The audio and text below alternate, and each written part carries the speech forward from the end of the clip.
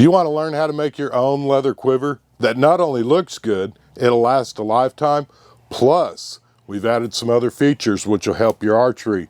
You've got a place to keep your bow square. You know how important that is to you longbow and recurve shooters. That way you can check your tiller along with your brace height, and then also a place to keep your shooting tab or shooting glove. That way when you get out there and start practicing, all you got to grab is this and your bow.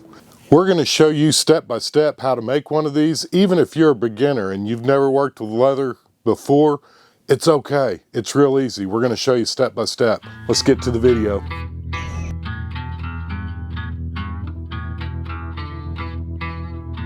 I do have to warn you, when you get ready to go out and practice with your quiver for the first time, it's going to make you a better archer. Bullseye. Let's jump right in and get started. For starters, all you're going to really need is a few hand tools. You're going to want a box knife or a razor knife of some sort. If you got some of these little clamps, those clamps will come in handy when we get ready to glue. And then you're going to want a yardstick and or a ruler, and then we're going to need some scrap leather. As far as specialty item that you may need, that you may want to go to the store and grab, this Bargs is rubber cement. Again, simple box knife. You don't need nothing special here. If you don't have any scrap leather, you can run by Tandy or one of the other little leather shops. They've normally got scraps that you could buy. You're not going to need a very big piece. The next thing that we're going to need is we're going to need some butcher paper or some sort of paper, maybe even the back of some wrapping paper since we're getting close to Christmas. All you want is something that you can make a pattern with. The pattern on this, all you really need is 14 inches. We're going to fold that in half, which it'll be 7 inches. And then the length on this, our butcher paper was actually 24 inches long. You're not going to need the entire 24 inches. We're going to get it laid out. I originally just drew out a pattern with a pencil just because it was easier to kind of freehand it. There's nothing special here, guys. You can make whatever design you want. I was just trying to keep this a simple build, but functional. I'm using a black magic marker to trace over the pencil line that I already had, just so it'd be easier for you guys to see it on the video.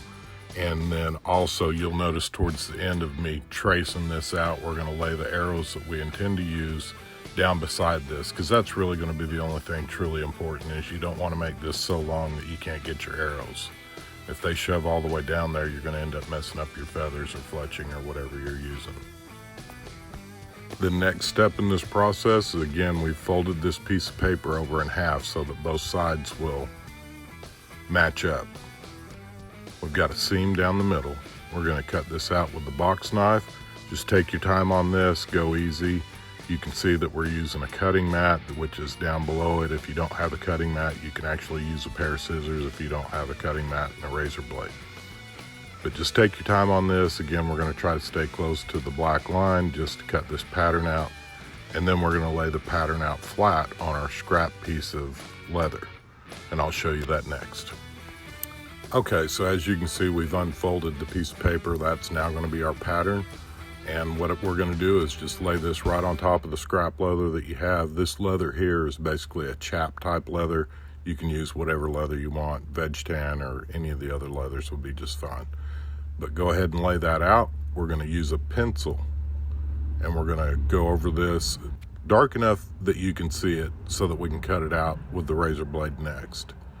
But just take your time on this. Again, the leather like this is real soft, so it's going to try to move on you a little bit. And then a tip for you guys who haven't worked with leather in the past, especially if you're using like this chap style leather, it's very soft. So as you're going along, you're going to notice the razor blade's going to start making a hump, and you'll see me kind of flatten that out a little bit as we continue cutting. Just kind of, if you start getting a hump in front of your razor blade, just go ahead and stop right there, leave your razor blade stuck in the mat, and then just kind of flatten it out a little bit with your hand or whatever, and then keep cutting.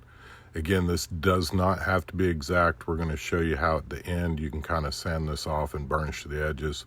So don't worry so much if you're not exactly on the line. It ain't no big deal. The next step to this, we're going to actually be using a darker color of leather, and this is actually water buffalo. Again, you can probably find this at Tandy's or one of the other leather places. It's just scrap leather, and I wanted it to be darker. So we're going to be laying our actual leather on this, kind of cutting it out, making a pattern for the top, and then we're going to cut it out with the razor blade, and then next we're going to glue it with the Bargs rubber cement. On the Bargs rubber cement, you only really have to do one side. You don't have to do both. And I found, just tip-wise, it's a lot easier to do the piece that you're gluing down. And again, just get close on the lines, because we can always go back and trim that to where it's exact after it's been glued together, because everything's going to shift a little bit when you go to glue it. Give that about 15 minutes to dry, and then we're going to run over here. We're going to sew that up real quick with the sewing machine. If you don't have a sewing machine, it ain't no big deal. I've got another video that'll teach you how to sew by hand, and this can all be done just hand sewing with simple needle and thread. The next step that we're going to do is we're going to put these strips. These strips are the same width as the ruler that I had, so they're roughly 1 inch. We're just going to make a cross right here going across the outside, and that's what's going to hold our bow square as well as our shooting tab or shooting glove. And if you notice, since we're making this an X, this quiver could actually be shot right-handed or left-handed, and I designed that on purpose as well. That way it could be for anybody. The next step, we'll flip our quiver over and trim off these extra pieces of this darker brown leather that's sticking out past the quiver. We don't have a video of this, but for the belt loop of this, that material is actually 2 inches wide and 6.5 inches long. We're just going to fold it in half and kind of put it where we think we want it, and that'll make the belt loop for the quiver. Then we're going to use the same Bargs rubber cement that we've been gluing all this together with. We're going to put a little bead of that around the entire outside edge. Make sure that you don't glue the top, because that's where the arrows are going to go in. But down towards the bottom from the belt loop all the way around to the other side. And then we're going to smash that down. We're going to use some of those little clamps that I showed you at the beginning of the video. And normally after about 15 or 20 minutes, the rubber cement's dried enough that you can either hand sew it or use the sewing machine. After that glue's dry for about 15 or 20 minutes, we're going to go ahead and run over to the sewing machine real quick. Congratulations, guys. We're almost done with this. Once we get done sewing this, if you want to go in on your edges, you can just kind of sand them down a little bit, burnish them a little bit, and just kind of clean them up. Use your little box knife or whatever and make sure that all your edges look nice and trim and that type of stuff. It's always those little final touches that really make or break a project like this. Well, congratulations. You've just made one of the finest quivers ever known to man. So pat yourself on the back.